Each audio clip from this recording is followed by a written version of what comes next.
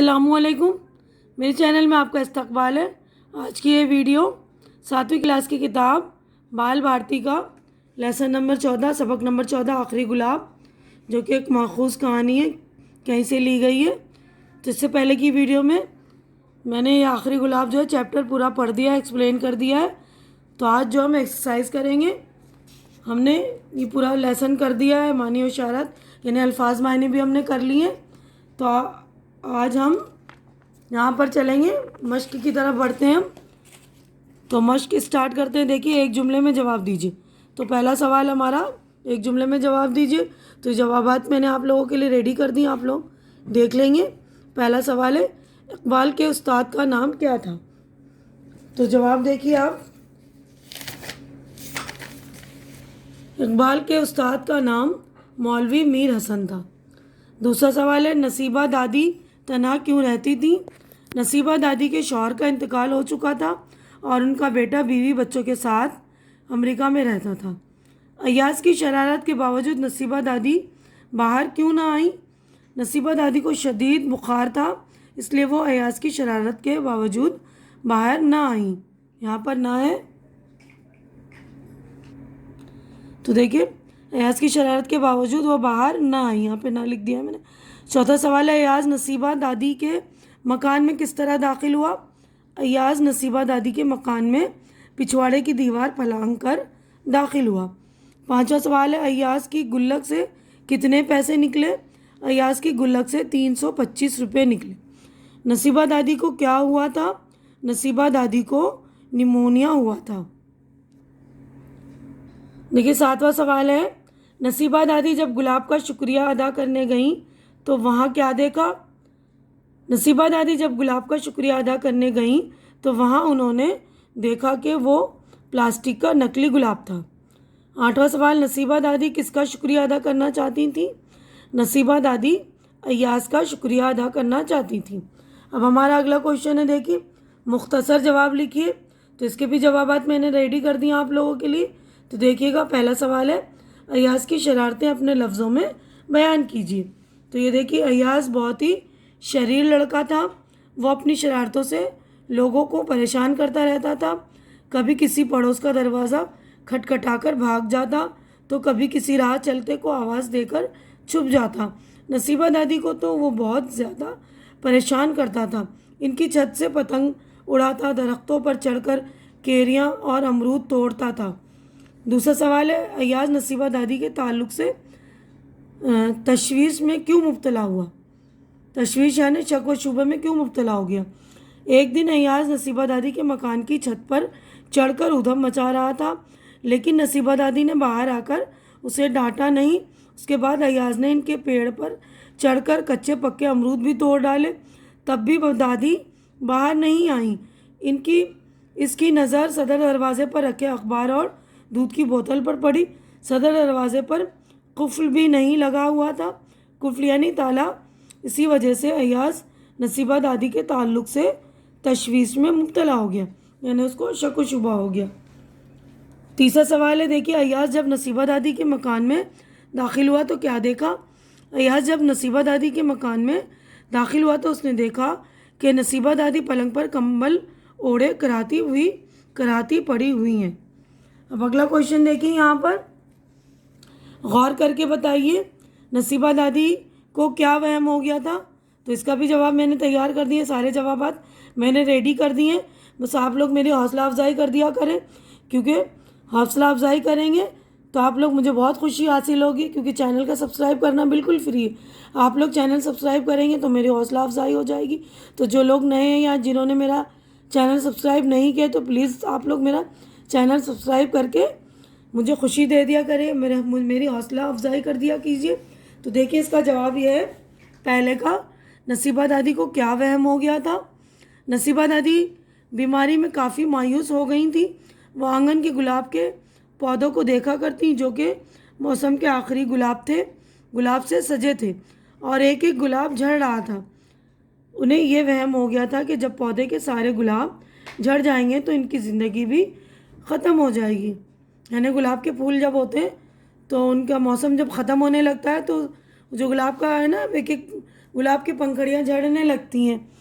तो इसी तरह उनको लगा दादी को कि जब सारे गुलाब झड़ जाएंगे पौधे के तो उनकी ज़िंदगी भी जो है ख़त्म हो जाएगी। अब दूसरा सवाल है ये, दादी के साथ अयाज की भी नज़रें गुलाबों की तरफ क्यों उठ जाती थी? गुलाब के पौधों से एक एक गुलाब झड़ रहे थे, इसलिए दादी के साथ साथ अयाज की नज़रें भी गुलाबों की तरफ उठ जाती थी। अयाज ने प्लास्टिक का गुलाब क्यों लगाया? नसीबा दादी को वहम हो गया था और वो मायूस हो गई थी। उनके अंदर जीने का हौसला बढ़ाने के लिए अयाज ने प्लास्टिक का गुलाब लगाया। तो अब अगला क्वेश्चन हम देखते हैं। तो देखिए अगला जो है यहाँ पर हमारा गौर करके बताइए, तीनों क्वेश्चन हो गया ना। अब ये बोलचाल यानी ये कवायद का काम है, ग्रामर का काम है। नीचे दिए हुए मुहावरों को जुमलों में इस्तेमाल कीजिए। तो ये मुहावरे दिए हुए, इनके जुमले बनाने, तो ये जुमले भी मैंने आप लोगों के लिए बना दिए। तो आप लोग ध्यान देंगे, बस मेरी हौसला अफजाई करते रहेंगे आप लोग। ये देखिए जुमले आपके, ज़िंदगी का चिराग गुल होना, ये मुहावरे यहाँ पर ये जुमले बना दिए मैंने।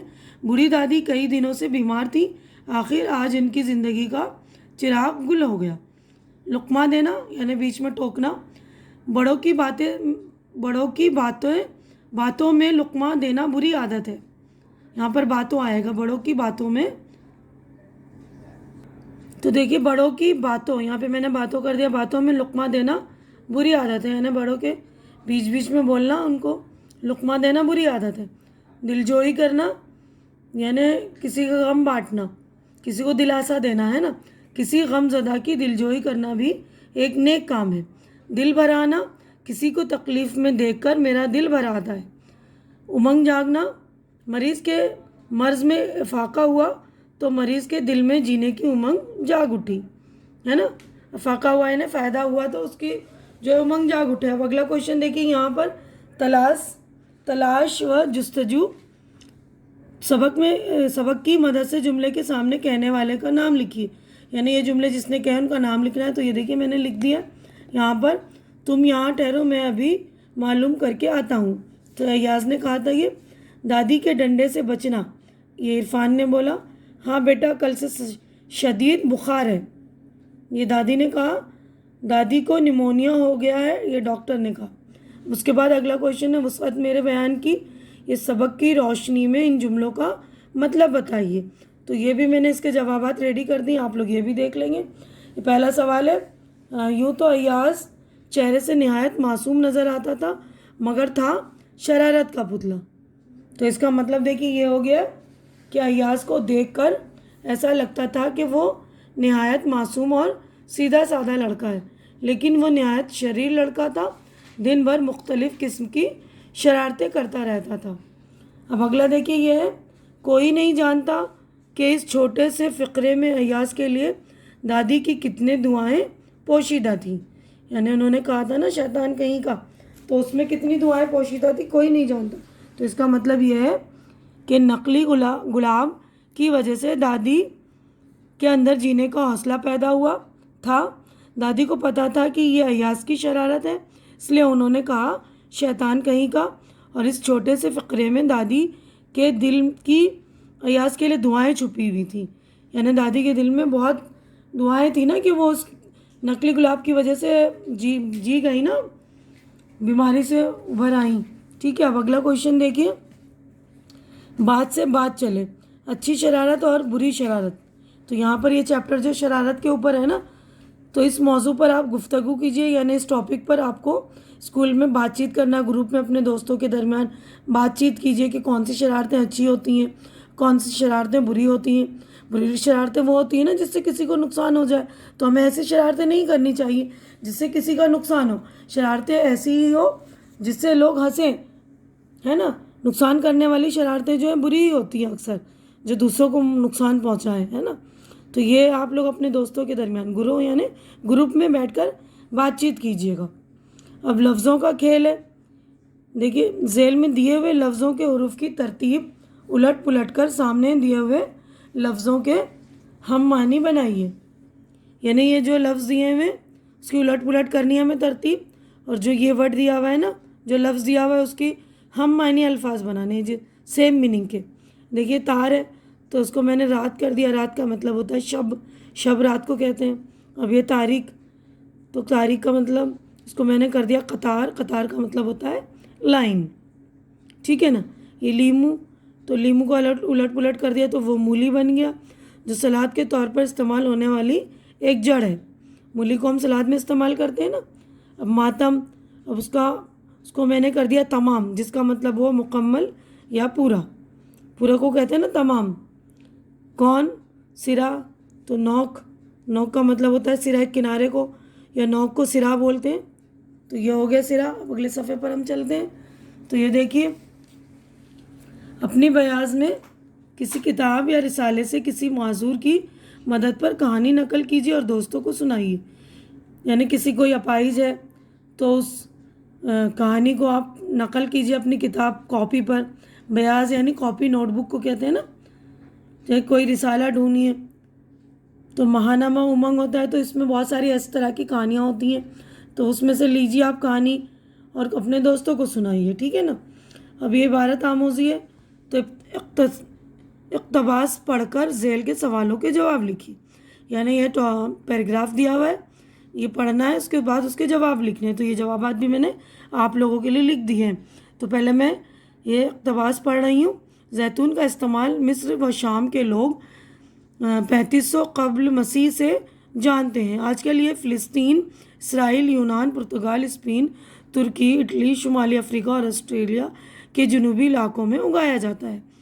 जैतून बेज़वी शक्ल का एक फल है जिसकी जसामत अंगूर के बराबर होती है। कच्चा हो तो इसका रंग हरा होता है, पकने के दौरान बतदरीज इसका रंग जामुनी, फिर स्याही माइल जामुनी और स्याह हो जाता है। इसका जायका कसेला होता है। इसे सलाद के तौर पर भी इस्तेमाल किया जाता है। जैतून के इस्तेमाल से कैंसर से बचा जा सकता है। पाबंदी से जैतून का इस्तेमाल हड्डियों के अमराज और एलर्जी से भी महफूज रखता है। ये फल निज़ाम हाजमा, दौरान खून और मुदाफ़ती निज़ाम में बाकायदगी पैदा करता है। मुदाफ़ती निज़ाम यानी इम्यूनिटी सिस्टम, यानी हमारे जो मुदाफ़ती निज़ाम होता है, बीमारी से लड़ने की क़ुव्वत जो है वो बढ़ जाती है। यह खून में कोलेस्ट्रॉल की मकदार पर काबू रखकर ब्लड प्रेशर को मुतदिल रखने और दिल के अमराज से महफूज रखने में मददगार साबित होता है। आमतौर पर तेल बीजों से निकाला जाता है, लेकिन जैतून का तेल इसके फल से निकालते हैं। यानी आमतौर पर जो तेल जो निकाला जाता है वो बीजों से, जैसे सरसों के बीज से निकाले जाते हैं ना सरसों का तेल, लेकिन जैतून का तेल जो है जैतून के फल से निकालते हैं, इसके फल से निकालते हैं। जैतून का तेल दर्द, कब्ज़ और जिल की खुश्की दूर करता है, मैदे के ज़ख्मों को ठीक करता है।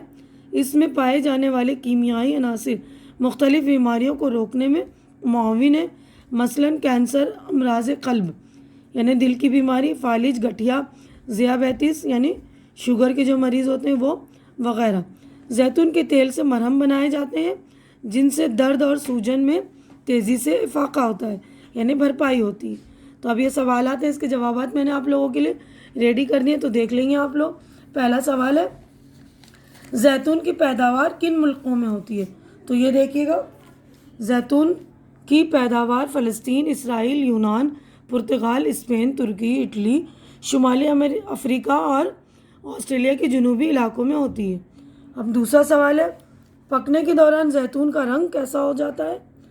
पकने के दौरान जैतून का रंग बतदरीज जामुनी, स्याही माइल जामुनी और स्याह हो जाता है। यानी पहले जो है जामुनी रहता है, फिर थोड़ा थोड़ा जामुनी जो है काला जामुनी हो जाता है, मतलब काला रंग हो जाता है। उसका आखिर में जो है स्याह, मतलब बिल्कुल काला हो जाता है। तीसरा सवाल है, जैतून का इस्तेमाल जिस्म के किन निज़ामों में बाकायदगी पैदा करता है? तो इसका जवाब देखिए, ये रहा। तो ये चौथा है, लेकिन तीसरा देखिए आगे पीछे हो गया है, गलती से मैंने चौथे का जवाब लिख दिया था यहाँ। तो तीसरे का जवाब ये रहा, जैतून का इस्तेमाल निज़ाम हाजमा, दौरान खून और मुदाफ़ती निज़ाम में बाकायदगी पैदा करता है। चौथा सवाल है, जैतून का फल ब्लड प्रेशर और दिल के अमराज में कैसे मददगार साबित होता है? जैतून का फल खून में कोलेस्ट्रॉल की मकदार पर काबू रख कर ब्लड प्रेशर को मुतदिल रखने और दिल के अमराज से महफूज रखने में मददगार साबित होता है। अब 5वां सवाल है, जैतून के तेल का इस्तेमाल किन अमराज के लिए फ़ायदेमंद है? जैतून के तेल का इस्तेमाल कैंसर, अमराज कल्ब यानी जिनको दिल की बीमारी है, फालिज, गठिया, ज़ियापैटिस वगैरह अमराज में फ़ायदेमंद है।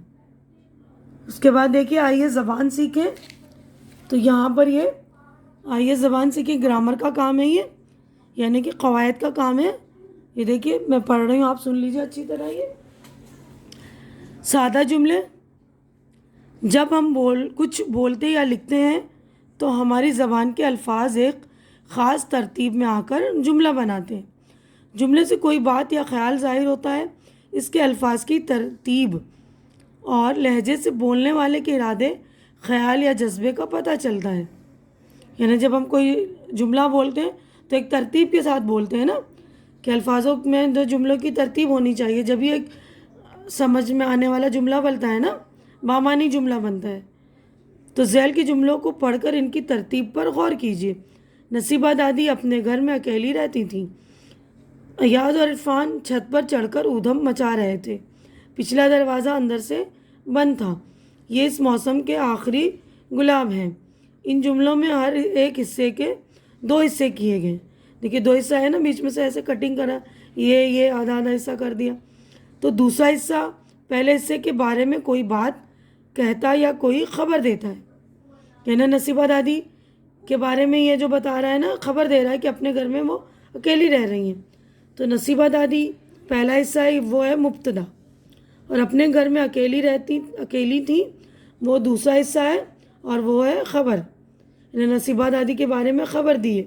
जुमले की ऐसी बनावट में पहले हिस्से को मुब्तदा कहते हैं क्योंकि इससे जुमला शुरू होता है। दूसरे हिस्से में मुब्तदा के बारे में जो बात कही जाती है उसे ख़बर कहते हैं।